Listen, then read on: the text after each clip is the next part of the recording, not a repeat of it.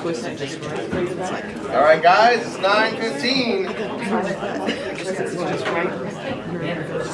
We're going to get started. Hopefully we have a good day today. Had some fun with maps this week, so see how it goes. All right, so we'll start out with, I have our summary that we did last week printed out, Genesis 12 to 14. The title was, God calls out Abram through the Abrahamic covenant before Abram goes to Egypt, after which he has to save Lot in the slaughter of the kings, resulting in Melchizedek's blessing. And the summary was, God promises a nation to Abraham. Abraham and Sarai go to Egypt because of famine. God afflicted Pharaoh, and he sent Abram back with wealth. Abram and Lot go their separate ways on their return. Abram rescues Lot, and Melchizedek blesses Abram. So, that is starting out bucket number 2. So, thank you to everybody for sending me your summaries of bucket number 1 this week. So, I started to synthesize it, and then I cheated, and I just asked Grok to do it, because I thought the AI could probably do a better job than me. Because I was sitting there thinking, I don't want to make anybody upset that I didn't take like their phrase and put it in there. So I just asked Grok to use only words and phrases from everybody's summaries and then put them together in half page, and it actually did a pretty good job. So this is what it is. This is the summary created from all the summaries that you guys have sent me from bucket number 1. So, God created the heavens and the earth in 6 days and rested on the 7th. He created man and woman to steward his perfect creation and to commune with them in the Garden of Eden, where everything was good and perfect fellowship with God was experienced. The serpent tempted them to rebel and chose knowledge over God's promise, to be like God, knowing good and evil. The woman was deceived and Adam committed treason. They disobeyed, lost perfect fellowship, received consequences, were cursed and driven from the garden. He could not allow them to eat from the tree of life, or they would live in their fallen state forever with no hope of redemption. Sin ran rampant. Cain murdered Abel. The sons of God took wives. Every thought of man was totally evil, filled with pride, jealousy, and cruelty. God was sorry that he made man, but found Noah righteous from an undefiled line. Noah built the ark just as God commanded him, and did everything else God commanded. Scroll down. There we go. Now where was I? God destroyed everything with a worldwide flood, saving only Noah, his family, and the animals on the ark. The flood receded. Noah built an altar. The Lord was pleased with Noah's sacrifice and made a covenant never to flood the earth again, symbolized by a rainbow, even though man is always bent toward evil. The nations descended from Noah's sons repopulated the earth, but mankind rebelled again, building the Tower of Babel as a monument to their greatness and to be like God. God confused their languages and scattered them over the earth according to the number of the sons of God. Through Noah's descendants, God calls out Abram to begin the plan of salvation through a covenant. That's not a bad summary, guys. It's a good class. All right, so that's going to go on top in bucket 1. Bucket finished. I will send this around on Slack to everybody so that you have it for the future if you need to go back and remember bucket 1. Now, I have one more bucket 1 assignment. This is the last one. For those of you that did write the summaries, you guys did say in Slack that helped you to kind of line things up in your brain, right? To be able to recall that a little bit more easily, to have to think through it actively instead of passively receiving it. And so my last assignment for the bucket, this is not something you bring back here. Find somebody this week, your wife, a friend, whatever, and ask them if they will let you try to recount Genesis 1 through 11 off the top of your head. Just try it. If it doesn't work, just find somebody else and do it again until you got it. And then it will stick. All right. So we're done with that summary. Next up, we have our summary of Genesis 15 to 16, actually, because we only made it through 2. We didn't get a title this week, but we can start with the summary and then we can come up with the title later. So what happens in Genesis 15 and 16?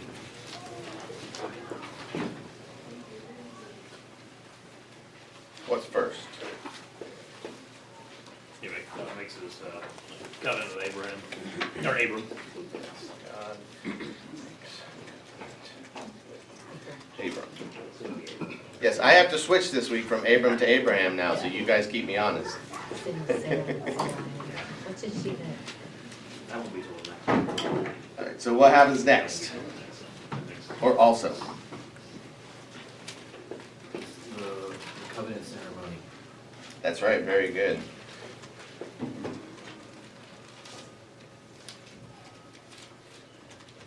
Covenant ceremony with the halved animals. Only God walks between the halves. Very good. It is a unilateral covenant.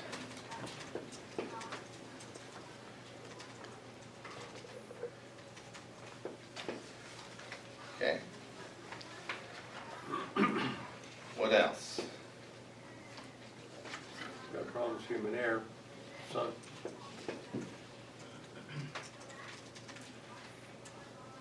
He also tells him that his descendants are going to be slaves for a long time, right?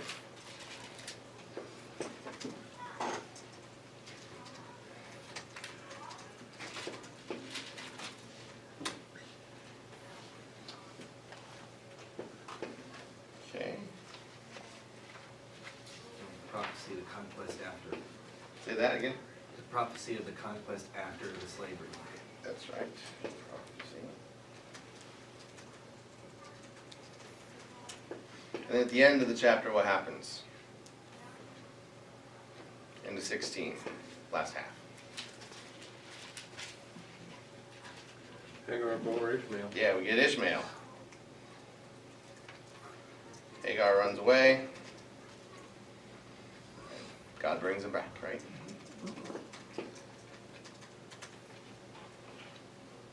All right. Anything else to add? In between that, Hagar gets the prophecy about what Ishmael's descendants will Okay, be. very good.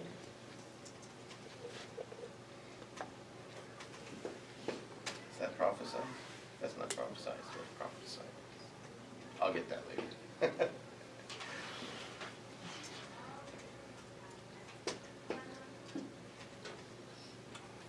Okay. Very good.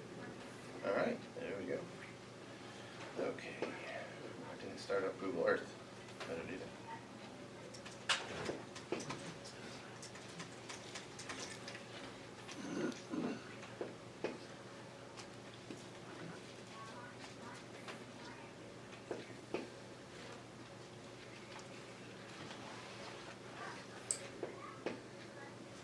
Okay. Head over to Mamre because that's where Abraham spends most of his time. All right, now we're going to start into Genesis 17, verse 1.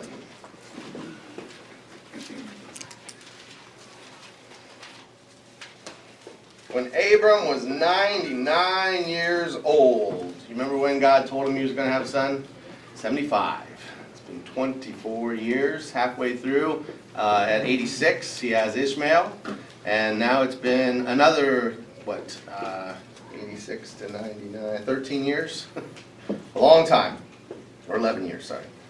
When Abram was 99 years old, the Lord appeared to Abraham and said to him, I am God Almighty, El Shaddai. We get another name for God there. It says, Yahweh appeared to him and says, I am El Shaddai. Walk before me and be blameless, that I may make my covenant between me and you and may multiply you greatly.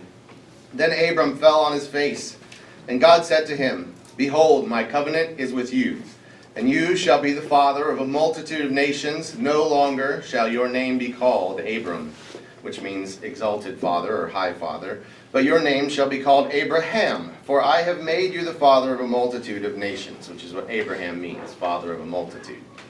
I will make you exceedingly fruitful, and I will make you into nations, and kings shall come from you. Now, verses 7 and 8 here, I want you guys to mark them off in your Bible, put like 3 stars beside it, and write Abrahamic covenant right there. This is one of the most important parts of the Bible. I will establish my covenant between me and you and your offspring after you throughout their generations for an everlasting covenant, to be God to you and to your offspring after you, and I will give to you and your offspring after you the land of your sojournings, all the land of Canaan, for an everlasting possession, and I will be their God. So the Abrahamic covenant is first property or first people and second property. This is the promise, the covenant God has given to Abraham, people and property. Now, imagine Abram, when he meets somebody new. Let's say the first time he met Mamre, his buddy who he camps out by his oaks there, and he's like, oh, my name's Mamre. What's your name? My name's Abram, exalted father. Oh, really? How many kids do you have? None. Oh, right? Then, 24 years later, after exalted father had no kids, well, he finally had one, but, sort of halfway, right? Then he's like, actually, guys, I'm changing my name. We're changing it to father of a multitude of nations. Like, come on, Abram, enough. Like, really? I mean, how embarrassing would that be? And yet, here at 99, this is going to happen. So the Abrahamic covenant is leg number one of the stool that is salvation that we get to sit upon. The second one is the Davidic covenant. So we just read the first part, Abrahamic. Let's flip over to 1 Chronicles 17, verse 10. So Chronicles is right after Kings. It's before you get to Psalms. It's going to be chapter 17. God is speaking to David. So this is the next important covenant. They call it the Davidic covenant. It's the promise God makes to David. So we're going to start about halfway through verse 10 in chapter 17. So as we do this one from where I start reading to the end of 15, you can mark that off and star that. And I was writing down where we're at. We're in 1 Chronicles, First Chronicles, chapter right. 17. So left of center, a little bit. So here we go. Moreover, I declare to you, it's God speaking, I declare to you that Yahweh, the Lord, will build you a house. When your days are fulfilled to walk with your fathers, I will raise up your offspring after you, one of your own sons, and I will establish his kingdom. He shall build a house for me, and I will establish his throne forever. I will be to him a father, and he shall be to me a son. I will not take my steadfast love from him as I took it from him who was before you, but I will confirm him in my house and in my kingdom forever, and his throne shall be established forever. In accordance with all these words and in accordance with all this vision, Nathan spoke to David. That is the Davidic covenant. That is God promising David there will be a king to come after him. Now, was this Solomon or was it Jesus? It's tricky. It was kind of Solomon, but are there kings in Israel now? Like, Solomon's throne died. If it wasn't for Jesus, Solomon's throne would have died out. Solomon does build God a house, but it doesn't last forever. Solomon's the one that builds the temple. God does take his steadfast love away from Solomon at the end, and that's why Rehoboam loses Israel. And so it's sort of a dual prophecy. It's Solomon, but Solomon didn't quite fulfill the whole thing. It's only in Christ that we get the whole thing. And so if we turn on over to, finally, the New Covenant, we're going to read that in Ezekiel, chapter 16. So turn over to Ezekiel, other side of Psalms, read into all the prophets. These guys are writing when Israel has been taken out of the promised land and they're stuck in Babylon. That's where Ezekiel's writing from. So we're going to do Ezekiel chapter 16. It's a long chapter. We're going to go to verse 48. Now we're going to start here. This isn't the covenant, but this is setting it up a little bit. And since we're reading about Sodom and Gomorrah today, this is where you actually read what Sodom and Gomorrah's sins were. So Ezekiel chapter 16, verse 48. As I live, declares the Lord God, your sister Sodom and her daughters have not done as you and your daughters have done. He's speaking to the nation of Israel right now, specifically the Jews. Behold, this was the guilt of your sister Sodom. She and her daughters had pride, excessive food, and prosperous ease, but did not aid the poor and needy. They were haughty and did an abomination before me, and so I removed them when I saw it. So their sins were that they had excess, but would not help those in need. And then the last straw was the abomination they committed before God. The word abomination there is the word Hebrew uses for homosexual acts. And so what we're going to see in the story to come is what the last straw that finally tips the scale. But their actual sin was that they had everything they needed and they helped no one. So starting there, understanding that we're talking about Israel, we're talking about the Jews, and we're talking about how they're worse than Sodom. We're going to flip over to the last two verses of that chapter, verse 62. This is the new covenant that is going to come. I will establish my covenant with you, and you shall know that I am the Lord, that you may remember and be confounded, and never open your mouth again because of your shame, when I atone for you for all that you have done, declares the Lord God. The new covenant is that no one can boast in their good works, but God will atone for everything wrong that had been done. This is the new covenant that Ezekiel gives to us. There's other places the new covenant is mentioned, but I like that one for this class. So I think it's interesting here that Abram's descendants, the Abram that God's talking to, Abram who stands on the hill and watches Sodom get completely destroyed, they end up worse than Sodom. It's not because they're great that God picks them. Now these covenants, though, this was revolutionary on the scene. I've said that almost every week, how revolutionary this Torah was. I think one of the commentators I read, Dennis Prager, he said it best. He said, when God covenanted with Noah and Abram, he pledged to be dependable and trustworthy, thereby creating for the first time immutable spiritual and moral laws. This was when people began to understand the universe as regular. This was when we had the first time that you could actually count on something. There was a God who said, I will be this way. They weren't just capricious and said, I'll be however I feel like it this morning. So we're going to turn back to Genesis 17. And you see God speaking to Abram directly right here. And I don't know about you guys, but I read that and I think, how lucky was Abram? How often have you wished God would just come and promise you what you wanted, right? He wanted a son, and God shows up and promises directly to him, you will get a son. Not only that, but you'll be the father of nations. They're going to have a homeland here. Like, I'm choosing them. I'll be their God. How often do you wish God would make those promises to you? And we look at Abram and how great his faith was, and he still did some boneheaded things, right? But he had pretty good faith. Sarah had a little bit less, but it was tough. And then you realize, you know what? God has said that to you. He has made promises to every single person in this room. It's in here. You just have to read it. His promise is, if you trust that I will do what I say, the same thing he promised to Abram, then I will save you, right? He's made that promise. That's what you need. This was him speaking directly to each and every one of you. You get to be Abram in this story. You don't have to be Lot. I said before you were Cain in the Cain and Abel story.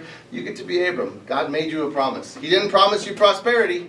He didn't promise you everything would go good in your life. But he promised everything will turn out in the end, and he will save you. You just have to trust him. All right, so back to 17, verse 9. And God said to Abraham, as for you, you shall keep my covenant, you and your offspring after you, throughout their generations. This is my covenant which you shall keep between me and you and your offspring after you. So now Abram gets something he has to do. Every male among you shall be circumcised. You shall be circumcised in the flesh of your foreskins, and it shall be a sign of the covenant between me and you.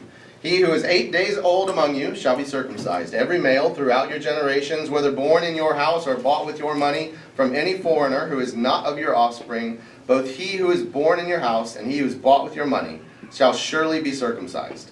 So shall my covenant be in your flesh, an everlasting covenant. Any uncircumcised male who is not circumcised in the flesh of his foreskin shall be cut off from his people. He has broken my covenant. So the first thing to understand is circumcision was not new. God did not introduce this onto the human scene at this time. We have paintings of Egyptians 1,000 years before Abram showed up who were circumcised. So circumcision was something that was known in that era. But God introduced this as a sort of removal of the flesh. Your sign that you're going to make to the people around you, to your wife, to your community, that you are willing to follow God is you are going to remove some of your flesh in order to follow God. There was no numbing gel back then. That's right, there was no numbing gel. But at least at 8 days old, they don't remember it. Poor Ishmael, he gets it at 13. Say what? That's the way they do it in the Philippines. They wait until they've... Until 13. Yep, all Muslims are that way because Ishmael did it at 13. So, circumcision is to the Jew what baptism is to the Christian. That is essentially you are saying, I'm part of this community. Now, it happens to you at 8, right? Or at 8 days old. But it's the same kind of a thing. It's a sign of the covenant. It's not... It's sort of like you have the covenant already, and then you go get circumcised because you have the covenant. You don't get the covenant because you got circumcised. You don't get saved because you were baptized. You get baptized because you were saved. It's the same sort of a thing. It says at the end that if you don't do this, you'll be cut off from your people. We don't really know what that means. The most likely thing is excommunication, but is it excommunication in the afterlife? You don't get to be, where the Jews are in the afterlife. Are you to just be kicked out of the camp and you're on your own now? It was never really clear what exactly cut off meant, but it wasn't good. All right, so verse 15. And God said to Abraham, As for Sarai your wife, you shall not call her Sarai, but Sarah shall be her name. I will bless her, and moreover, I will give you a son by her. I will bless her, and she shall become nations. Kings of peoples shall come from her. And then Abraham fell on his face and laughed, and said to himself, Shall a child be born to a man who is 100 years old? Shall Sarah, who is 90 years old, bear a child? And Abraham said to God, Oh, that Ishmael might live before you. God said, No, but Sarah your wife shall bear you a son, and you shall call his name Isaac. I will establish my covenant with him as an everlasting covenant for his offspring after him. As for Ishmael, I have heard you. Behold, I have blessed him, and will make him fruitful and multiply him greatly. He shall father 12 princes, and I will make him into a great nation. But I will establish my covenant with Isaac, whom Sarah shall bear to you at this time next year. When he had finished talking with him, God went up from Abraham. Then Abraham took Ishmael his son, and all those born in his house or bought with his money, every male among the men of Abraham's house. And he circumcised the flesh of their foreskins that very day, as God had said to him. Abraham was 99 years old when he was circumcised in the flesh of his foreskin, and Ishmael his son was 13 years old when he was circumcised in the flesh of his foreskin. That very day Abraham and his son Ishmael were circumcised. And all the men of his house, those born in the house and those bought with money from a foreigner, were circumcised with him. Look at the intimacy that Abram has with God here. He feels comfortable laughing, laughing in the presence of God. And how many of us remember that Sarah laughed and God chastised her? But how many remember that Abraham laughed too? He was the first one. I definitely remember Sarah laughing. Yes, that's right. We all remember that one. But yes, and so Ishmael, he was the father of the Arab peoples, and so that carried over into, if you're a Muslim, you get circumcised at 13. It's this big ceremony, like everybody comes around, you're like the star of the show that day, walking a little gingerly the day after, but that's why they do it at 13. Now, one thing that was interesting, I thought, was that all the people that he says were circumcised here, except Abraham, were not part of the covenant. Doesn't quite seem fair. God makes a covenant with Abraham, and everybody else has to cut off parts of them, right? But that's the case. They weren't. Only Isaac, and then through Jacob. So, Genesis 18. And the Lord appeared to him, that's Abraham, by the oaks of Mamre. This is Yahweh. Yahweh appeared to Abraham by the oaks of Mamre in the heat of the day, or as he sat at the door of his tent in the heat of the day. He lifted up his eyes and looked, and behold, 3 men were standing in front of him. And when he saw them, he ran to the tent door to meet them and bowed himself to the earth. And he said, Oh Lord, that Lord, see, it's not capitalized, that's Adonai. That's a different name. That's what you would use for a king as well. Oh Lord, if I have found favor in your sight, do not pass by your servant. Let a little water be brought, and wash your feet, and rest yourselves under the tree, while I bring a morsel of bread, that you may refresh yourselves. And after you pass on, since you have come to your servant. So they said, Do as you have said. And Abraham went quickly into the tent to Sarah, and said, Quick, 3 seahs of fine flour, knead it and make cakes. And Abraham ran to the herd and took a calf, tender and good, and gave it to a young man who prepared it quickly. Then he took curds and milk and the calf that he had prepared, and set it before them. And he stood by them under the tree while they ate. So this is a clear Christophany. How does Yahweh appear to Abram and he doesn't die? We talked about this last time. This is a definite appearance of the person of the Son, or in the Old Testament, the person of the angel of the Lord as Yahweh, so that Abram can see him and he can sit there while he eats, and he does not have to die. So they call that a Christophany when Christ appears in the Old Testament. Now you see how fast Abraham rushed around to get all this done. we don't fully appreciate this here, but culturally at that time in the world and throughout most of the Middle East today, hospitality is the number one thing. You are judged by your hospitality. And so for Abraham, this was essentially the way he interacts with everybody coming. And if you don't do this, you are excommunicated. You're cut off. You're looked down on. Like we shouldn't look down on them, but like we would think of the just complete unrepentant drunk showing up at church every day. Like that's how they would look at this. I mean, look at Lot. Lot was willing to have his 2 daughters raped just so the 2 men who had come into his house wouldn't be hurt, right? That the hospitality trumps everything in that culture. And so, Sorry to interrupt. Yeah. The flip side of that is if you decline the hospitality, you look bad. yes, that actually is true, and it's a dance too. Like if you don't do the dance right, well, they're like, take this. No, you don't go. No, I can't take it. You're like, okay, I'll take it. You know, like you got to do the dance right, especially like in India, especially it's that way. So, anyways, we don't fully appreciate that because we don't have that same level of like hospitality at the top of the moral ladder. We had to eat durian before they would hand over Dixie Really. to start fostering her. We had never had durian in our lives. My face turned all kinds of color, but I ate it and I got my child. So Made you work for it. at least it wasn't Baloo. That would have been All right, so now one of the proofs that I think that this is ancient, that this came before, this was written down before the Israelites got the law, is that one of the best known parts of the law, if you know any Jews today, they don't eat milk and meat together. Have you ever heard of that before? They don't eat milk and meat together. They don't eat milk and meat together because there was a law in Leviticus that says you cannot boil a young goat or a kid in its mother's milk. And so then they got punished by God for breaking his law so often that they created this thing called the fence around the law. The idea of the fence around the law is I want to make sure the actions I take, I'm protecting myself so far away from breaking the law that I can't possibly screw it up. And so they took, don't boil a kid in its mother's milk, essentially the thing that gives it life, don't use that to bring it death.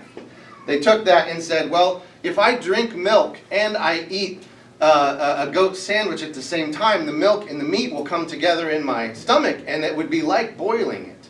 And if I don't know where the milk came from, there's some chance I've broken the law. So if I just stay safe and I never drink milk at the same time that I eat goat, then I'm okay. And then, well, what if you don't know if it's goat? Well, let's just say it's all meat. I never eat meat and milk at the same time, then I'm guaranteed not to break the law.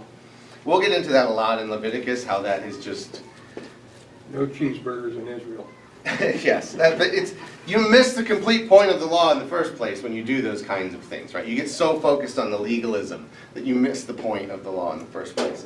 But no Jew would ever have written that Abraham served God milk and meat. That's what he served them to eat. And so that's proof, I think, that this came long before that, this was actually an accurate description of what happened at that time. All right, so verse 9, and they said to him, "Where is Sarah, your wife?" And he said, "Oh, she's in the tent." And Yahweh said, "I will surely return to you about this time next year, and Sarah, your wife, shall have a son." And Sarah was listening at the tent door behind him. Now Abraham and Sarah were old, advanced in years, and the way of women had ceased to be with Sarah. So Sarah laughed to herself, saying, "After I'm worn out, and my Lord is old, shall I have pleasure?" And the Lord said to Abraham, "Why did Sarah laugh and say, 'Shall I indeed bear a child now that I am old?' Is anything too hard for the Lord?" That word hard is actually wonderful, like the name of the Messiah, wonderful. It's actually, is anything too wonderful for the Lord? "At the appointed time, I will return to you about this time next year, and Sarah shall have a son." But Sarah denied it, saying, "I did not laugh," for she was afraid. And he said, "No, but you did laugh." I feel like there's a sentence missing there. You want that story to continue a little bit. Jesus to be like, "But it's okay, I forgive you," or something. It's just, that's the end. You did. So, I think the most important thing to remember here is Abraham and Sarah both laughed. They both had the same reaction. All right, so now we're going to get into heading down to Abram arguing with God. So verse 16. Then the men set out from there, and they looked down toward Sodom. There's my map. Hopefully it'll come up.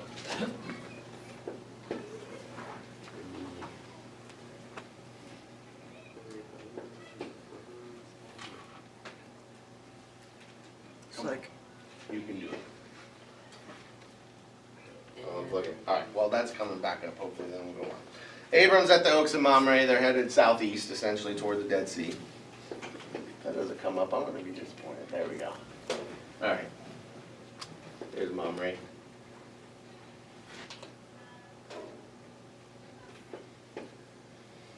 And all these cities we're going to go through in a bit. I told you in Slack, I updated where they are. I really think this is it. They're all actually on the plain on this side of the Dead Sea instead of on this side. And so they're here, they're headed over here. And this one right here would be Sodom. So here to Sodom. Okay. Now where did I leave that?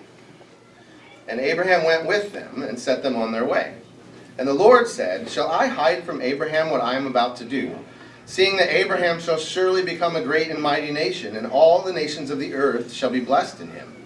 For I have chosen him, that he may command his children and his household after him to keep the way of the Lord by doing righteousness and justice." Circle that right there. The way of the Lord is righteousness and justice. So that the Lord may bring to Abraham what he has promised him. Then the Lord said, "Because the outcry against Sodom and Gomorrah is great, and their sin is very grave, I will go down to see whether they have done altogether according to the outcry that has come to me. And if not, I will know." So the men turned from there and went toward Sodom, but Abraham still stood before the Lord, before Yahweh. Then Abraham drew near and said, "Will you indeed sweep away the righteous with the wicked? Suppose there are 50 righteous within the city. Will you then sweep away the place and not spare it for the 50 righteous who are in it? Far be it from you to do such a thing, to put the righteous to death with the wicked, so that the righteous fare as the wicked. Far be that from you. Shall not the judge of all the earth do what is just?" And the Lord said, "If I find at Sodom 50 righteous in the city, I will spare the whole place for their sake." Abraham answered and said, "Behold, I have undertaken to speak to the Lord, I who am but dust and ashes. Suppose 5 of the 50 righteous are lacking. Would you destroy the whole city for lack of 5? And he said, "I will not destroy it if I find 45 there." Again he spoke to him and said, "Suppose 40 are found there." And he answered, "For the sake of 40, I will not do it." Then he said, "Oh, let not the Lord be angry, and I will speak. Suppose 30 are found there." He answered, "I will not do it if I find 30 there." He said, "Behold, I have undertaken to speak to the Lord. Suppose 20 are found there." He answered, "For the sake of 20, I will not destroy it." Then he said, "Oh, let not the Lord be angry, and I will speak again, but this once. Suppose 10 are found there." And he answered, "For the sake of the 10, I will not destroy it." And the Lord went his way when he had finished speaking to Abraham, and Abraham returned to his place. Honestly, sometimes I feel like he was pushing it. Well, so this is the name Israel that Jacob gets later means, it's Israel, it means struggle with God. Yeah. And so this is, I think this is God showing us, he doesn't chastise Abraham.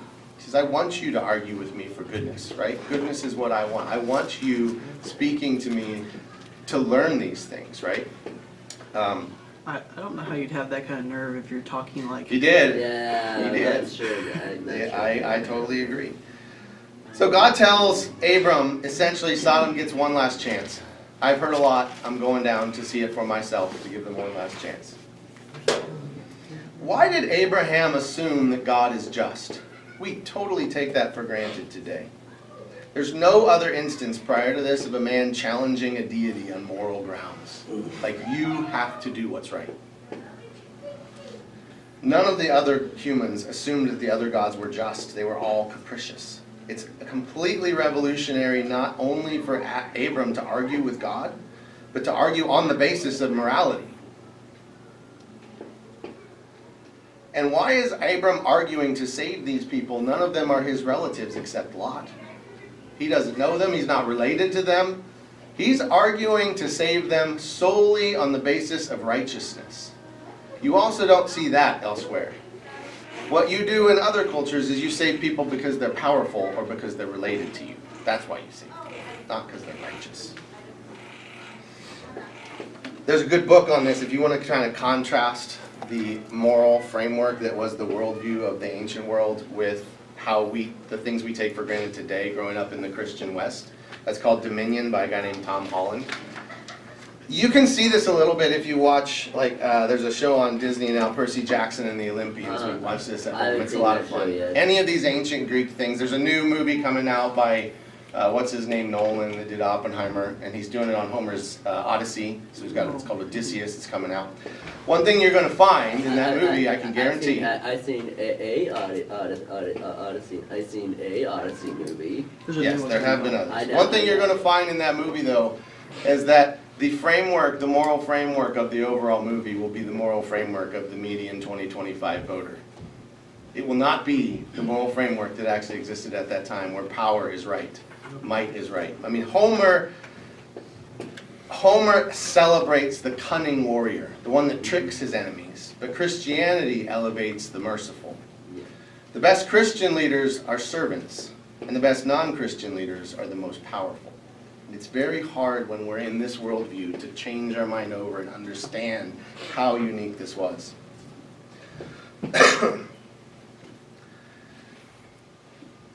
But history hates the Jews for the God that they introduced, the God of morality. There was a Roman Catholic scholar, Father Edward Flannery, who said it this way. He said, "It was Judaism who brought the concept of a God-given universal moral law into the world. And willingly or not, the Jews carry the burden of God in history, and for this, they have never been forgiven." It's because the Jews brought a God who said there is a right and a wrong to the world, and God cares about it. That's why everybody hates the Jews, fundamentally. I do think it's interesting, though, that they speak as if there is greater and worse sin here. We have this concept in Christianity of original sin, like all sin is bad, all sin's equally bad. I don't think that matches with the text. All sin will separate us from God, but not all sin is equally bad. He destroyed those 5 cities. He didn't destroy the other cities, right? God is talking here like this city is uniquely bad.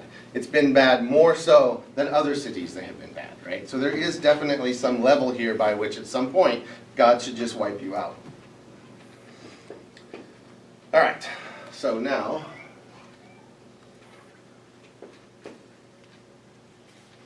this is a pillar of salt by the Dead Sea. We're going to get to that part of the story now. Those things actually exist. Some people call that Sarah. I don't think it is. But it's not unusual to find these salt stalagmite formations around the Dead Sea. All right, so we're going to start in at chapter 19. The 2 angels came to Sodom in the evening, and Lot was sitting in the gate of Sodom. That meant that he was a very important person. The gate was where all the business of the city took place. So Lot had risen to a position of supreme importance in Sodom. When Lot saw them, he rose to meet them and bowed himself with his face to the earth and said, "Oh, my lords, please turn aside to your servant's house and spend the night and wash your feet. Then you may rise up early and go on your way." And they said, "No, we will spend the night in the town square." But he pressed them strongly, so they turned aside to him and entered his house. And he made them a feast and baked unleavened bread, and they ate. But before they lay down, the men of the city, the men of Sodom, both young and old, all of the people to the last man surrounded the house, even the kids, young and old. And they called to Lot, "Where are the men who came to you tonight? Bring them out to us, that we may know them," or rape them. Lot went out to the men at the entrance, shut the door after him, and said, "I beg you, my brothers, do not act so wickedly. Behold, I have 2 daughters who have not known any man. Let me bring them out to you, and do to them as you please. Only do nothing to these men, for they have come under the shelter of my roof." But they said, "Stand back." And they said, "This fellow came to sojourn, and he's become the judge. Now we will deal worse with you than with them." And they pressed hard against the man Lot, and drew near to break the door down. But the men reached out their hands and brought Lot into the house with them and shut the door. And they struck with blindness the men who were at the entrance of the house, both small and great, so that they wore themselves out groping for the door.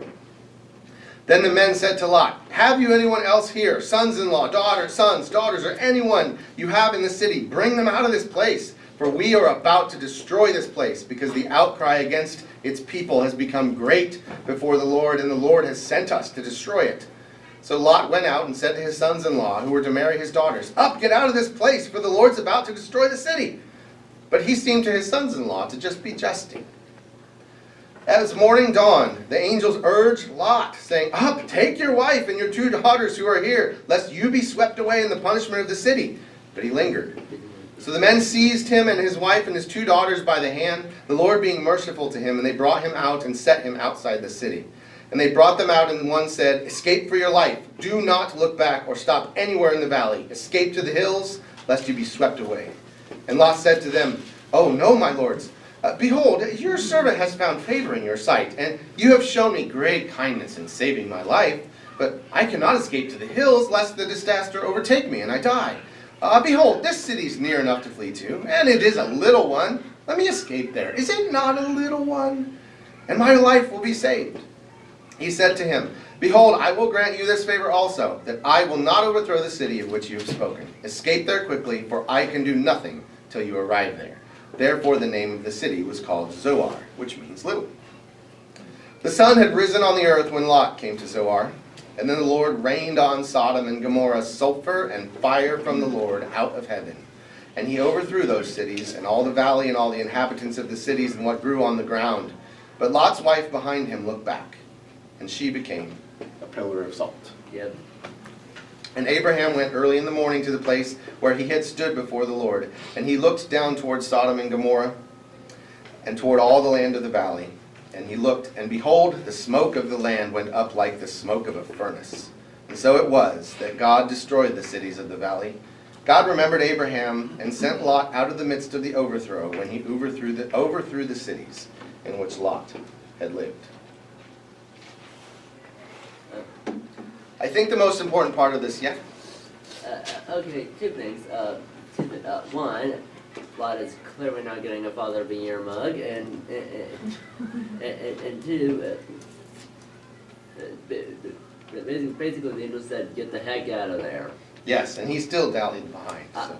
I know. Like honestly, I would like dragged him by his ear. Like. That's basically what they did. I think the most important part of this story is God hates evil. That's why he destroyed them. The God of the Bible hates evil. That is the number one most important thing. It tells us if you love God, you must also hate evil. That's what hate is for. That's why he gave you hate. These lands were never again inhabited. So that video that I sent online, I recommend watching it. So they found these 5 cities, actually back in the 1980s. This one here is Sodom. I painstakingly found the actual excavation sites where they did these things. This one was Sodom. Do you notice anything about this? Does it look green at all? No. Does it look like there's a city there? No. When they found these cities and excavated them, the top layer is the ash layer that burned.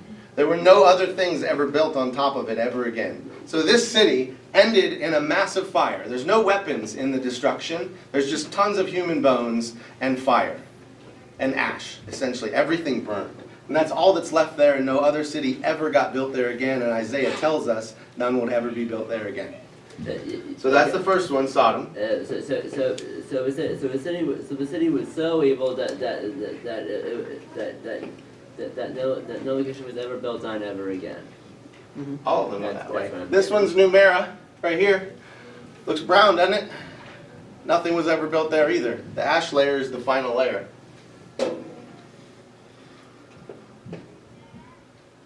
I'm going to skip one. We're going to come down to here. Here's Fafa. So they built some cities over here, but where Fafa was, they never rebuilt another thing there. Same thing, ash layer is the top of the ground. And south of that, they call it Kanazir. It was Zeboim. Same thing. No other city ever built there again. But right here in the middle, you see this green? It's almost like fire came down from heaven here and burned everything, and fire came down from heaven up here and burned everything, and it left this little hole in the middle. And right in the middle of that hole is a city named Safi today. that you can actually trace its lineage back all the way that it used to be called Zora in the ancient Greek times. It is literally the city of Zoar. And they've excavated the places where the pottery from that era exists. Over here next to Zoar is a cemetery. Oh, A massive cemetery. Can you guys see how rough the ground looks there? nice. You see the little bumps?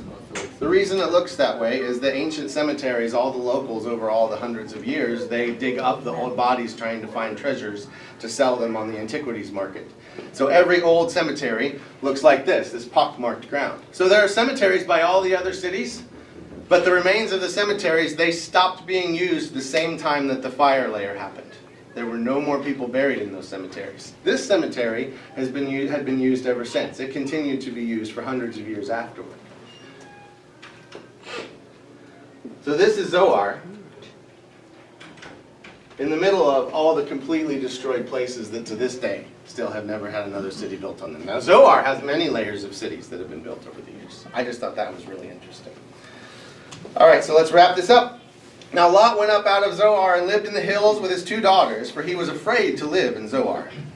So I would be too. He witnessed the complete destruction. When he lived in the city before God completely destroyed it, he's like, God's going to destroy this city too. We got to get out of here, girls.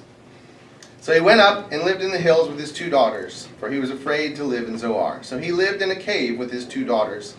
And the firstborn said to the younger, Our father is old, and there's not a man on earth to come into us after the manner of all the earth. Come, let us make our father drink wine, and we will lie with him, that we may preserve offspring from our father. They literally thought they were the last 3 people on earth. That's how big the destruction had been. So they made their father drink wine that night, and the firstborn went in and lay with her father, and he did not know when she lay down or when she arose. The next day the firstborn said to the younger, Behold, I lay last night with my father. Let us make him drink wine tonight also, and then you go in and lie with him, that we may preserve offspring from our father. So they made their father drink wine that night also, and the younger arose and lay with him, and he did not know when she lay down or when she arose. And thus both the daughters of Lot became pregnant by their father. The firstborn bore a son and called his name Moab. He is the father of the Moabites to this day. In Psalms, God calls Moab his toilet. Twice. The younger also bore a son and called his name Ben-Ami, and he is the father of the Ammonites to this day. There's a very important thing that came from Moab, though. Ruth. Her name was Ruth. That's exactly right, Steve. Ruth came from Moab. The great-grandmother of David, the king of Israel, came from Moab. Came from this incestuous relationship of his daughters. Now hang on. I have one more fun thing. Hang on, Steve. That part has always been my least favorite. Mostly because Guess what? Mostly because it's a group of... In the hills outside of Zoar in 1986, they were walking along the side of the mountainside, and they found Lot's cave.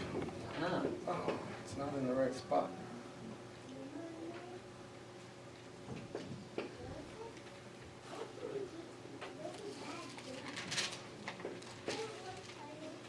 It's right here. And as they dug down, they actually found that there was an ancient church from about 500 AD that had been built in the front of the cave. And it was still there, but it had been buried under thousands of years of dirt. And so they've been excavating that since 1986. And you can actually street view this. We can literally go stand in the cave that Lot was in with his daughters. But you've got to get to just the right spot. I practiced this, so hopefully I don't screw it up.